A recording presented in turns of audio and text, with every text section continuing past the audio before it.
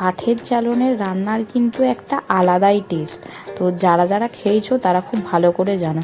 তো চলো আজকে কাঠের জ্বালনে চিকেন কষা কি করে করব তো সেটাই দেখাবো। তো দেখো ফার্স্টে তেলে গরম করে নিয়ে তার মধ্যে গরম মশলা ফোড়ন দিয়ে দিতে হবে। এরপরে দেখো পেঁয়াজগুলোকে একটু ব্রাউন করে ভেজে তার মধ্যে আদা রসুন পেঁয়াজের পেস্টটা দিয়ে দিতে হবে। এরপরে দেখো একটু ধনে জিরে পেস্ট করে রেখেছিলাম, তারপরে তার মধ্যে হলুদ গুঁড়ো, স্বাদ মতো নুন, তারপরে হচ্ছে লঙ্কার গুঁড়ো, কাশ্মীরি লঙ্কার গুঁড়ো, দেখো পরপর সব দেওয়া হয়েছিল, দিয়ে ভালো করে মশলাটাকে কষে নিতে হবে। এরপরে দেখো ধুয়ে রাখা চিকেনটাকে দিয়ে ভালো করে কাঠের জ্বালনে এটাকে কষে নিতে হবে। কাঠের জ্বালনের কিন্তু রান্নার একটা আলাদাই টেস্ট হয়। তুমি সিম্পল মশলা দিয়ে রান্না করলেও রান্নাতে এত সুন্দর খেতে হবে, এত সুন্দর গন্ধ বেরাবে যে জাস্ট বলার নেই। তো দেখো আমরা এখানে টমেটোও দিয়েছিলাম, তো সেই ভিডিওটা হয়তো স্কিপ হয়ে গেছে। এরপরে দেখো যখন সব কিছু হয়ে যাবে লাস্টে একটু গরম মশলা গুঁড়ো আর দেখো ধনেপাতা কুচি দিয়ে নিলেই রেডি হয়ে যাবে আমাদের চিকেন কষা। এক কথায় জাস্ট ফাটাফাটি হয়েছিল।